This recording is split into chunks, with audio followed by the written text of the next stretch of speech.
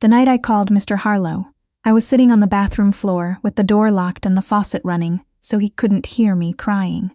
I don't know why I turned the faucet on. Force of habit, maybe. 3 years of learning how to be invisible in my own home teaches you things you don't even realize you've learned. My phone was in my hand. I'd already dialed 911 twice and hung up before it connected. Not because I didn't want help, because I knew what would happen if I called the police and nothing stuck. Trent would come home the next morning with that smile, the one that looked like an apology but felt like a warning, and I would be alone again, except woofers. So I scrolled to a number I'd never called outside of business hours, a number I'd saved as R. Harlow, do not disturb after 6, because that's what his last assistant had written in the contacts handoff document when I took the job 8 months ago. I stared at the name for a long time. Reed Harlow was not a man you called at 11:15 on a Tuesday night. He was not a man you called for anything personal. He was not a man who did personal. He ran Harlow Capital, one of the largest private investment firms on the East Coast, and the way people talked about him in financial circles, you'd think he was made of marble and compound interest, cold, precise, brilliant in the way that leaves no room for warmth. I had worked for him for 8 months, and I still called him Mr. Harlow. I pressed call anyway. It rang twice. Vivienne. His voice was completely alert. Not groggy, not annoyed. Just present. Like he'd been awake the whole time. It's late. I know. My voice came out smaller than I wanted it to. I'm sorry. I didn't know who else to call. There was a pause. Not the kind where someone is deciding what to say. The kind where someone is already deciding what to do. Where are you? I'm at home. I'm in the bathroom. I pressed my back harder against the cold tile wall. He doesn't know I'm calling anyone. I have the water running. Another pause. When he spoke again, his voice had changed. It wasn't warmer exactly. It was quieter, more careful. The way someone talks when they understand the situation is fragile. Are you hurt? I looked down at my left arm. The bruise was already forming along the inside of my forearm where he'd grabbed me and shoved me into the doorframe. Not bad. Not as bad as it could have been. That was the thing about Trent. He was careful. Just careful enough. Not badly, I said. I'm coming. Mr. Harlow, you don't have to. Vivienne.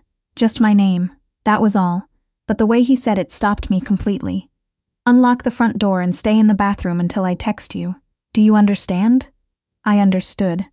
I should tell you about Trent first, because none of this makes sense without him. I met Trent Calloway when I was 24 and brand new to New York.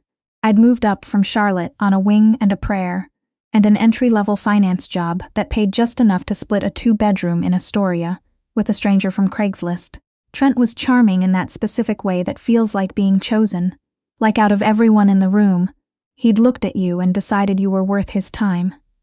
I remember thinking, this is what it's supposed to feel like. He was attentive. He remembered things. My sister's name, my favorite order from the Thai place 2 blocks over, the name of my high school best friend I'd mentioned once in passing. He made me feel known, seen, safe. I know now that what he was really doing was building a file, taking notes, learning every soft spot so he'd know exactly where to press later. The first time he scared me, we'd been together for about 6 months. We were at a dinner party at his colleague's apartment in the West Village, and I laughed too long at something another man said. Some joke, I don't even remember what, and on the cab ride home Trent went completely silent.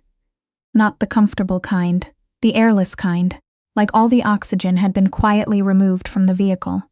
When we got inside, he sat down on the couch and looked at me and said, very calmly, "You made me look like a fool tonight." I apologized. I didn't even know what I was apologizing for, but I apologized, and he accepted it and kissed my forehead, and that was that. Except it wasn't. Because after that, there was always a version of that silence waiting for me somewhere. At restaurants when I talked to the waiter too warmly. At his firm's holiday party when I mentioned that I'd applied for a better job. At my own apartment. Well, our apartment by then, because somewhere in the 2nd year I'd let him move in, and somehow it had stopped feeling like mine. When I got a promotion and forgot to ask him how his day was first. He never hit me. Not for a long time. He didn't have to. He was fluent in a different language, one made entirely of silences and sighs, and the particular way he could look at me across a room and make me feel like I was failing at something I didn't even know I was being tested on. By the time I got the job with Reed Harlow's firm, I had already shrunk myself down considerably. I dressed carefully. I didn't linger in conversations. I came home on time. I had learned, without anyone teaching me, how to make myself easy to manage. The job was supposed to be mine. That was the one place where I still felt like myself. Competent, sharp, actually good at something. I was good at anticipating what Mr. Harlow needed before he asked. I was good at reading a room, organizing competing priorities, managing the 10 different people who all thought they were his most important problem. He was demanding and exacting and difficult, and I was good at it anyway. Trent hated it. Not right away. At first, he liked that I worked for someone important. He liked mentioning it at parties. But as the months went on, something shifted. He started asking why I was home late, why my phone kept buzzing, whether Mr. Harlow knew I was in a relationship, whether Mr. Harlow treated me professionally. I told him yes every time, because it was true. In 8 months, Reed Harlow had never once been anything other than professional. He was demanding and occasionally sharp, but never inappropriate. He paid me well. He respected my judgment. He once told me, with no visible emotion whatsoever, that I was the most competent assistant he'd had in 11 years, which, from him, landed like a standing ovation. But Trent didn't believe me. Or he did believe me and hated it anyway. I was never entirely sure which was worse. The Tuesday it all came apart started because of a work call. Mr. Harlow had been in Tokyo all week for a deal that kept threatening to collapse, which meant I'd been fielding calls at odd hours. Tokyo time doesn't care about Eastern Standard. I'd taken a call at 9:15 that evening from his legal team, just a quick update I needed to relay, and I'd been on the phone for maybe 12 minutes. When I hung up, Trent was standing in the kitchen doorway. I knew the look immediately. I'd learned to read it the way you learn to read weather. Work, I said before he could ask. At 9 o'clock at night, the deal in Tokyo. I told you about it. You told me. He nodded slowly. Right. I set my phone face down on the counter, a habit I'd developed because it made him less suspicious, and started to move past him toward the living room. That's when he grabbed my arm, not gently.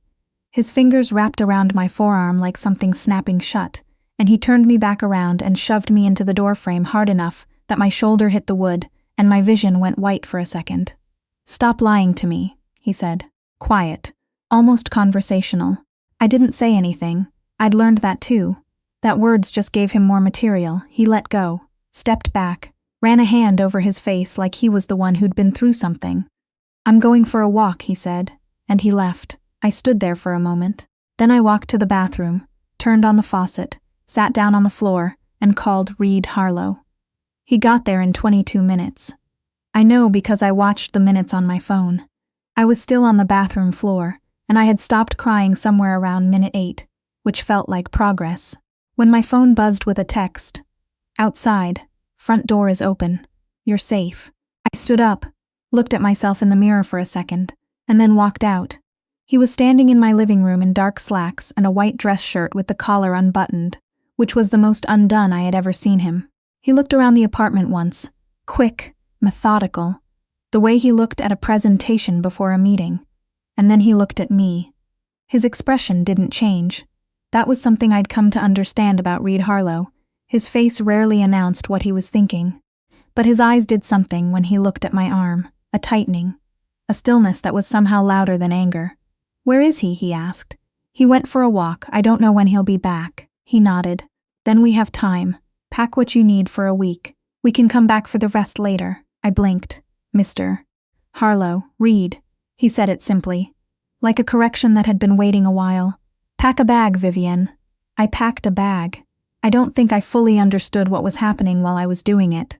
I moved through our bedroom like I was underwater, pulling things from drawers, grabbing my laptop charger, taking the folder from the top shelf of the closet where I kept my important documents. Passport, birth certificate, the lease that technically only had my name on it because Trent had never bothered to get added, which turned out to be the one piece of luck in the whole situation. When I came back to the living room with my bag, Reed was still standing in the same place. He hadn't touched anything, hadn't sat down, just waited. He took my bag without asking and held the door. We were in the elevator when I finally said, "I'm sorry for calling so late." He looked straight ahead at the elevator doors. Don't Don't apologize? Don't apologize for calling me. I didn't say anything else. We got into the car, a black sedan with a driver I didn't recognize, and Reed gave an address I didn't know, and I sat with my bag on my lap and watched Manhattan slide past the window and tried to figure out what exactly was happening to my life. The address turned out to be a building on the Upper East Side, one of those pre-war buildings with a doorman and moldings in the lobby, and the particular quiet that comes from extremely expensive insulation. The apartment on the 14th floor was spare and clean, with floor-to-ceiling windows and a guest room that had clearly never been used. This is one of the firm's properties, Reed said. He set my bag inside the door of the guest room. No one knows about it outside of 2 people. You'll be safe here. I sat on the edge of the bed. The mattress was firm, and the sheets smelled like they'd been laundered recently, and something about that small, careful detail made my chest clench in a way I hadn't expected. This is too much, I said. He was standing in the doorway. In the low light of the guest room, with his collar still undone and his sleeves pushed up, he looked almost like a regular person. Almost. There was still something about the way he stood that took up space with complete certainty, like the room had always been arranged around him. It's a guest room, he said. I mean all of this. You didn't have to come. I didn't expect you to actually. I stopped. Why did you come? He looked at me for a moment. Because you called. I wasn't sure what to do with that, so I didn't do anything with it. I just nodded. He told me there was food in the kitchen, gave me a key card, and said he'd have his car available if I needed anything. Then he said goodnight and left. I sat on the edge of that bed for a long time after the door closed. 3 years with Trent, and I had never once felt like calling him was enough. There was always a cost, a risk assessment to run before I said anything, a calculation about how he'd receive it, whether it would go well, whether I'd spend the next 2 days managing the fallout. Reed Harlow had come across town at 11:30 on a Tuesday night because I called. No calculation, no fallout, just, I'm coming. I turned off the light and lay down in my work clothes and stared at the ceiling and thought, I have been living completely wrong. The next few weeks were not easy. I want to be clear about that, because it would be dishonest to skip over the part where it was hard. Trent did not simply accept that I'd left. He called. Constantly at first, then in patterns that felt more deliberate. 3 calls in a row, then silence for 2 days, then a long voice message that went from apologetic to accusatory, to apologetic again within 4 minutes. He showed up at the firm's lobby twice, which I know because the security team flagged it both times, and Reed told me about it with a flatness in his voice that I was beginning to understand meant he was more bothered than he let on. I filed a police report. I want to note that, because I saw a lawyer in the second week, a woman named Carla, who specialized in domestic cases and had the kind of energy that made you feel like you'd finally found the right person. And she told me clearly, document everything, file the report, keep records. So I did. The report didn't result in an arrest. The bruise had mostly faded by then, and Trent had no prior record. But it existed, it was on file, and somehow having it on paper made the thing real in a way I needed it to be. I kept going to work. That part was strange, showing up every morning to the 32nd floor, doing the same job, but sleeping somewhere else, and flinching every time the elevator opened into the lobby. Reed was careful not to treat me differently in front of the rest of the team, which I appreciated more than I could say. I needed the normalcy of being good at something. I needed the hours at my desk, where I was just a person doing a job, not a person whose life had quietly shattered. He did change one thing. He started checking in, not constantly, not in a way anyone else would have noticed, but where before he'd move through the office like a closed system, sending messages, receiving them, redirecting, deciding. Now there were these small, almost invisible moments.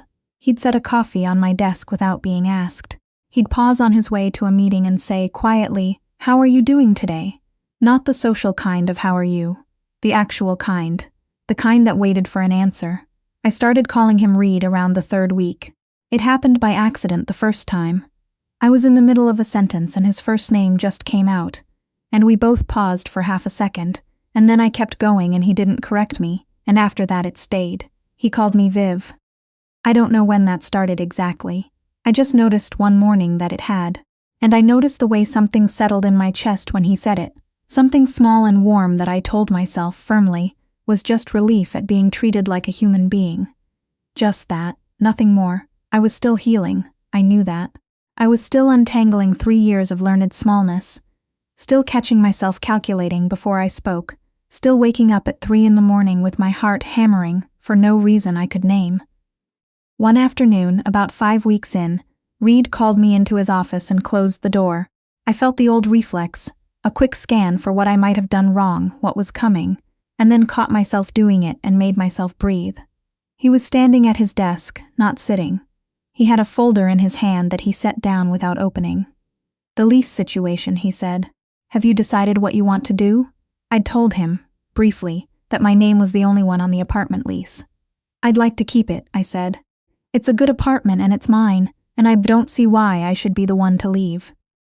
Something about this seemed to satisfy him in a way that went beyond the logistics. He nodded. "I'll have someone go with you when you go back to collect the rest of your things. I don't need someone to go with me. I know you don't need someone." He picked up the folder again, which I'd come to understand was something he did when he was about to say something he wasn't entirely comfortable saying. "I'd prefer someone go with you anyway." I looked at him. "Why?" He looked back at me. Reed Harlow had very steady eyes, dark gray and entirely unreadable when he wanted them to be. But in that moment, something in them wasn't quite steady. "Because I'd prefer to know you're safe," he said. "And because I've had more patience than I knew I possessed for the last 5 weeks, and I would like it to remain intact." I didn't say anything right away. "Okay," I said finally. "Someone can come." He nodded and opened the folder, conversation over. But I stood there for another second before I turned to go, and something I'd been holding very carefully, like a glass I was afraid to set down, shifted just slightly in my hands. I went back to the apartment on a Friday morning, a colleague from Reed's security team waiting outside in the lobby while I moved through the rooms that used to be mine. Trent wasn't there. I hadn't expected him to be. His work schedule was predictable, which was the one thing I'd appreciated about him. But I still moved quickly, with purpose, loading the boxes I'd ordered the day before. My books. My grandmother's photograph. The cast iron skillet I'd brought from Charlotte that Trent had always made fun of. The small ceramic planter on the windowsill, the one my sister had sent me for my birthday 2 years ago, which I'd once knocked over trying to dust in a hurry because he was coming home, and I'd lost track of time, and I'd stood there putting the soil back in with my bare hands, panicking because I hadn't wanted to have to explain why a plant was broken. I stood in the kitchen holding that planter for a moment and thought about that woman. The one putting soil back with her hands at 6:30 on a Tuesday. I thought about how normal that had felt at the time, how much energy I had spent on things like that, managing his weather, preempting his moods, shrinking into shapes that fit his comfort. I set the planter carefully in the top of the box and taped it closed. On the way out in the elevator, the security guy, his name was Dale, which I found very calming for some reason, asked if I was okay. I told him I was. He nodded and didn't push, and I appreciated that about him. When I got back to the apartment on the 14th floor, I called my sister Tamara in Charlotte. We talked for 2 hours. I told her most of it, not everything, because I still wasn't entirely ready to say it all out loud in a row, but enough, she cried. I didn't, which surprised me. "What are you going to do now?" she asked. "Keep going to work," I said. "Keep going to therapy." I'd started seeing someone in week 2, a therapist named Dr. Osi who had an office in Midtown and a way of asking questions that felt less like interrogation and more like excavation, finding things. "Figure out the rest as I go." "You sound different," Tamara said. "Different how?" She was quiet for a second. "More like yourself, the one from before." I didn't say anything, but I pressed my hand flat against the cool of the window and looked out at the city and thought, yeah, maybe. Reed asked me to have dinner with him on a Thursday in the 7th week. He came to my office door. Well, my desk, which was technically outside his office, but he came and stood in that doorway the way he did, which took up a specific amount of space, and said, "I'd like to take you to dinner this weekend if you're willing." Not a work dinner. I looked up at him. Not a work dinner. No, meaning I've been sitting across the office from you for 7 months, pretending I didn't notice you, and I am no longer interested in pretending. He delivered this the way he delivered everything, evenly, with complete control. but there was a color in the back of his voice that wasn't usually there. I also want to be clear that your job is not contingent on your answer, in either direction. You could say no, and nothing would change. I held his gaze. That's a very Reed Harlow way to ask someone to dinner. Something crossed his face. The almost smile he had, the one that arrived and disappeared so quickly most people probably missed it. I've been told I need to work on my delivery. By who? No one specific. It's a general comment. I turned back to my computer, and I could feel him watching me, waiting. I let him wait exactly long enough to feel like I wasn't just agreeing without thinking, which I was, but I wanted to think it through for real, out loud in my own head. He was my boss. He had taken me in when I had nowhere to go. That was complicated. It was absolutely something to be careful about. And then I thought about the 7 months before any of this had happened. 7 months of watching him think, of learning his particular brand of rigor and care, of the morning he'd come back from a meeting and said, without preamble, "Your suggestion about the Meridian account was right." I should have listened, which was more grace than most people twice his age showed in a career. I thought about the faucet running and the bathroom floor and the fact that when I dialed a number that wasn't 911, it had been his. You don't call someone like that by accident. Saturday, I said. 7 o'clock. The not-quite smile came back and held a little longer this time. I'll send a car. I know where I'm going. I know you do. He pushed off the doorway. I'll send one anyway. Dinner was good. The kind of good that doesn't announce itself, that just settles in quietly around the table and stays. We went to a place on the Lower East Side that was small and dimly lit, and decidedly not the kind of place a man like Reed Harlow would typically be seen in, which I thought was deliberate and appreciated. He ordered for both of us after confirming my preferences, which should have felt presumptuous and somehow didn't. We talked, actually talked. Not the professional, transactional version of talking I was used to from him, but the other kind. He told me about growing up in Boston, about his father, who had been cold and brilliant, and demanding in a way that had made him both the person he admired and the person he'd spent years trying not to replicate. I told him about Charlotte, about my grandmother, who had taught me to make cornbread from scratch, and who had had more dignity in her small house than anyone Reed had ever paid to furnish his large ones. He laughed at that.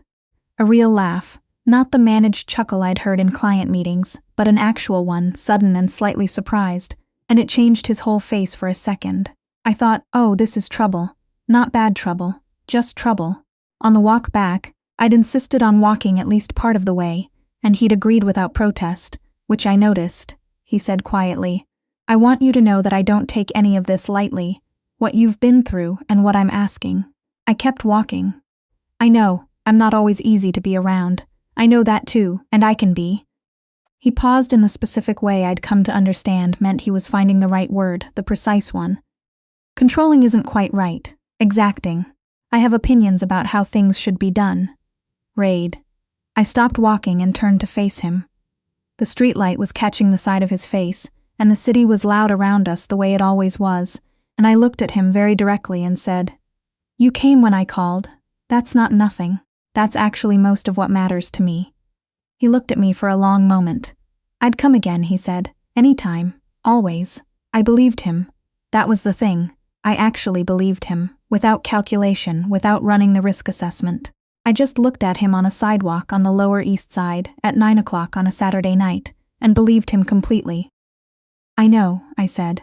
He reached out and tucked a piece of hair behind my ear, very carefully, like something he'd been wanting to do for a while, and I let him, and we stood there on the sidewalk with the city moving around us, and it felt quiet. Not the held breath kind of quiet I'd been living in for 3 years. The other kind. The kind you can breathe in. Trent stopped calling in the 10th week.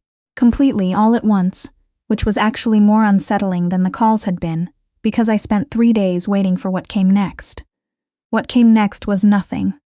Just silence, which Carla told me was probably a sign he'd moved on to someone else, which made me feel a complicated mix of sorry for that person and deeply relieved not to be her anymore.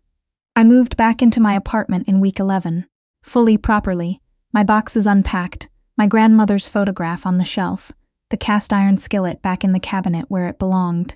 Reed had asked, the week before, whether I wanted to stay at the Upper East Side place longer, I'd said no.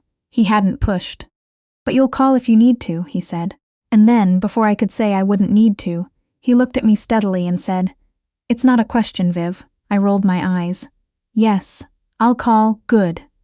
Dr. Osi and I talked a lot in those months about what it means to trust again after you've been taught not to. About how the instincts you build in a dangerous relationship don't just dissolve because the danger is gone. They stick around, those early warning systems, scanning the room even when nothing's wrong. She called it hypervigilance. I called it exhausting, and she agreed with me while also explaining why it made complete sense that I had it. She asked me once whether I trusted Reed. I thought about it honestly, the way she'd taught me to think through things rather than just react. "He's consistent," I said. "He doesn't change depending on the audience or how his day went. He's the same with me whether other people are watching or not." I paused. "That sounds like a low bar." "It's not a low bar," she said. "It's actually a significant one. I kept working for Reed, as his executive assistant, clearly, professionally, and we kept having dinner on Saturdays when nothing interfered, which in the world of private equity meant roughly every other Saturday. We had long arguments about things that didn't matter, and short conversations about things that did. He made me coffee when he walked past the kitchen, and I was clearly in the middle of something. I learned to tell when he was close to a breaking point in negotiations, and could generally get him to eat something before he went into a difficult call, which he pretended not to notice, and I pretended not to do on purpose. One evening in February, sitting on my couch with takeout containers on the coffee table and the news on low, Reed said without looking up from his phone, "I'd like to stop keeping this casual." I set down my chopsticks. "We're not casual. We're not defining it either." I looked at him. He was still looking at his phone, which meant he was doing the thing where he said something important, and then stared at something else while waiting, which I found both endearing and slightly maddening. "Reed." He put down his phone. "I haven't wanted to push," he said. "I've been trying to give you the time you need. I'm not always good at that, giving people time, being patient, but I've been trying with you, because you matter and I didn't want to get this wrong." I looked at him for a long moment. At this man who had come in 22 minutes and moved through the apartment with quiet certainty and held a door open while I packed my life into a single bag.